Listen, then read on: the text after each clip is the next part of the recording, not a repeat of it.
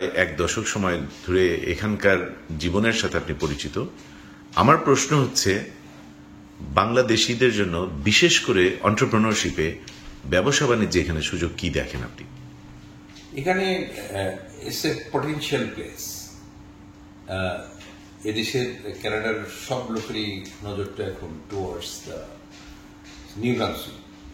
এখানে 3টা বড় বড় সিটি আছে, এত পটেনশিয়ালিটি বিজনেসে, যে কেউ এখানে বিজনেস করতে পারে। অনেক বিজনেস লাইক বাংলাদেশি কোনো রেস্টুরেন্ট নাই, যে কোনো রেস্টুরেন্ট করতে পারে, ভালো শেপ নিয়ে এসে প্রফেশনাল যদি করে ভালো করবে। তারপর গ্রোসারি, আমাদের একজন আছেন, উনি টরন্টো থেকে এগুলো নিয়ে আসেন। আচ্ছা, এসে নিয়ে আমাদের সাপোর্ট দিয়ে যাচ্ছেন, যথেষ্ট চেষ্টা করছেন উনি যতটা পারে সাপোর্ট দেওয়ার। এই যে উনিও একটা অপরচুনিটি ক্রিয়েট করছে আমাদের জন্য। সো এগুলো আছে, ফ্র্যাঞ্চাইজ গুলো আছে, এখানে ওল্ড এজ হোম বা সিনিয়র সিটিজেন হোম যেগুলো আছে, এগুলো সে পিপুল আর গেটিং এইজ। এইজিং এর কারণে যে অপরচুনিটি ক্রিয়েট হচ্ছে, কন্টিনিউয়াসলিটা থাকবে।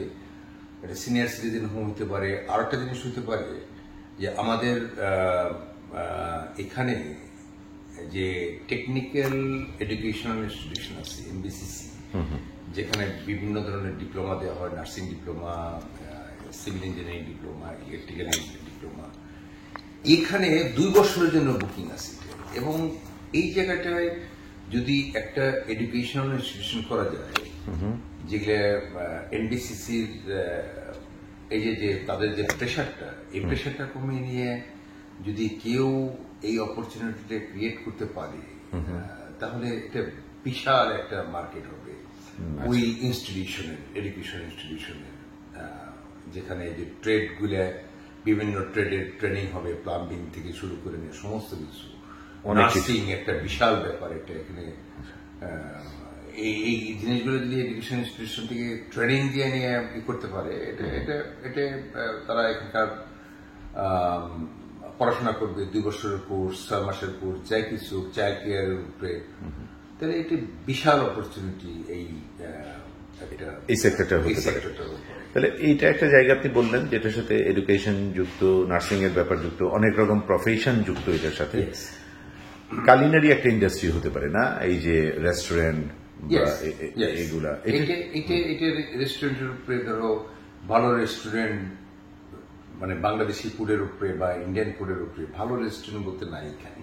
আচ্ছা, ধরো এখানে নাই, ফিডেক্টরে নাই, মাউন্টেনে নাই, কোথাও ওইরকম ভালো রেস্টুরেন্ট নাই। এই নিউ ব্রান্সউইকের বড় যে শহরগুলো, বড় শহরগুলো, এখানে এই অপরচুনিটি প্রচুর আছে। কেউ যদি ভালো একটা শেপ নিয়ে এখানে করতে পারে, এটা ভালো হবে। আচ্ছা, থ্যাংক ইউ স্বপন চাচা।